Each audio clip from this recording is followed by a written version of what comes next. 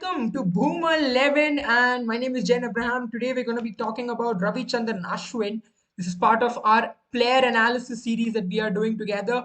The idea is if you don't have the time to watch our lives for half an hour or 45 minutes or however long they go, because me, Sandibani and Abel can go on for a little long. But if you don't want to watch our lives, which is for 30 minutes, the idea is to do shorter videos where we talk about particular players and analyze certain strategies that these players are involving or the teams are involving in, and how much more effective that is going to be.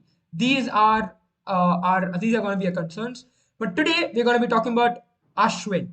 Ashwin, easily one of India's best spinners, easily the best spinner, or at least one of the best spinners of this generation, alongside Nathan Lyon, Jadeja. These are the stalwarts of spin bowling, especially in Test cricket. And we are going to be talking about Ashwin and whether he is an all conditions bowler or not. Let me just get started right away. Let's look at Ashwin in the WTC cycle of 2021 to 2023. And if you look at right here, this is the top 5 wicket takers of the WTC cycle. And let me just explain a little bit about this graph. I've divided this graph into 4 quadrants. Where you have to be, where you should ideally be when it comes to it. The bottom side is your wickets taken, and the top side is your average, your bowling average when you're taking those wickets. And if you see, Ashwin, Jadeja, and Rabada are in the best possible quadrant. That's because they've taken the most wickets this season with the least average. Ashwin has been the best, far off the best when it comes to this. Ashwin is slightly below Anderson, where Anderson has taken his wicket 60, where Anderson has taken more wickets than Ashwin. He's taken 68 wickets at an average of 19.85, while Ashwin has taken 61 wickets at an average of 19.65. I mean 19.67, which is by far the best when it comes to the top 5 wicket takers this season. Lyon has taken more wickets than anyone else, but he's gone at an average of 26.13, which makes sense, by the way, because he's been bowling in Australia and it's not a spinner's paradise. On the other hand, Ashwin has been bowling on one of the best spinning tracks because India's strategy this season, this WTC cycle, has to force out results against the teams like New Zealand, England, South Africa by making them play on ranked turners. Now, if you look at India, you'll see why I'm saying that he's been easily one of India's best. He's taken by far the most wickets for India this season. He has just been phenomenal for India. And I'll tell you why. He's taken 61 wickets. The second highest wicket taker in that list is Ravindra Jadeja, who's taken only 47 and at a higher average of 23.66. On the other hand, Ravichandran Ashwin has been phenomenal. He's taken 61 wickets at 19.67. And just look at this quadrant. How far out is Ashwin singled out when it comes to other bowlers for India? Just phenomenal. His performance for India has been definitely just great. And I'll also just move on to Ashwin in this WTC cycle so far. 2021, he's taken 16 wickets at an average of 13.4 with 47 balls around about when it comes to his wicket taking abilities that is balls per wicket. In 2022, 20 wickets at an average of 27.7. His average increased a little bit more because you had the South Africa series where he played, where his average was a little higher.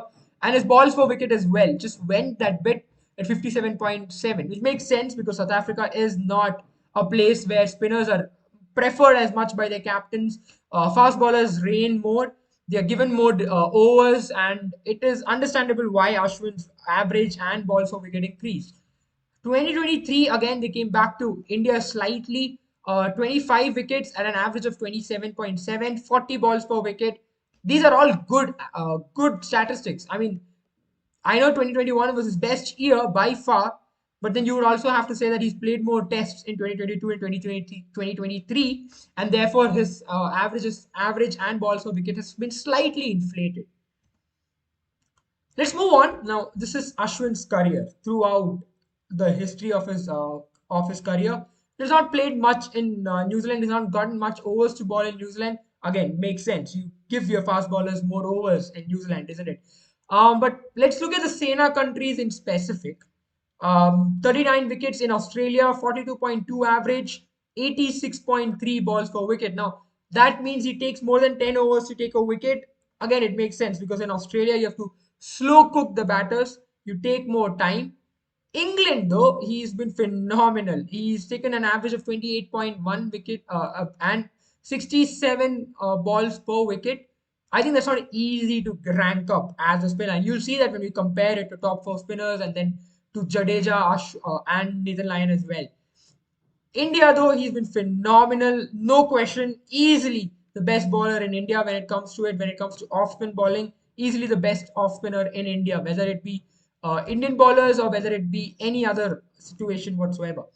South Africa as well. He struggled a lot in South Africa. I think the worst place that he's visited has to be South Africa. He's gotten 10 wickets at an average of 50.5 and balls per wicket. He needs more than 100 balls to get wickets in South Africa. So that is not a very good sign, you would say, as a player.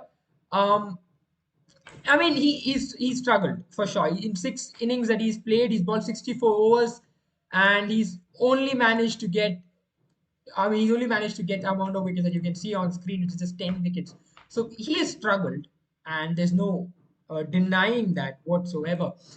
But let's look at highest wicket takers once since Ashwin debuted. Nathan Lyon has been the highest at 487. But look at the other bowlers on that rank. Ashwin and Nathan Lyon are far off than the rest of the bowlers. They are way off. Yasir Shah, Jadeja, Rangana Herath. Now, Rangana Herath has taken a lot of wickets, but these are wickets post Ashwin's debut. That's the reason why he's lower on that list.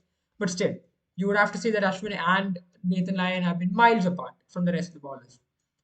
Now, these are top 4 wicket takers in Sena countries. Now, these are the rest of them. That is Nathan Lyon, Rangana Herath, and Jadeja and Yasir Shah, how they performed collectively outside in the Sena countries. Now, this is helped a lot by Nathan Lyon here because Nathan Lyon takes a hell of a lot of wickets in Australia, a lot of wickets. And you see here, I think if you look at the screen right here, you will see this is what I'm trying to understand is this is this is what is the expectation from a top four spinner when it comes to these countries, and we'll try and compare them to Ashwin now. And let's look at the average and Ashwin's average compared to the rest of the four. Now, here, if you see, when it comes to South Africa and and Australia, other spinners have done better than Ashwin, that's for sure. But if you look at England and New Zealand, that's surprising because it's not easy for an off spinner to bowl in England and when it comes to England and New Zealand, but Ashwin has done a lot better than the rest of the four. He, especially in New Zealand, his average is way below. His average is 14 points less than the other spinners. And in England as well, 8-point difference, which shows that Ravichandran Ashwin is an incredible bowler in English and New Zealand conditions. Balls per wicket comparison, again, it comes with the same answer.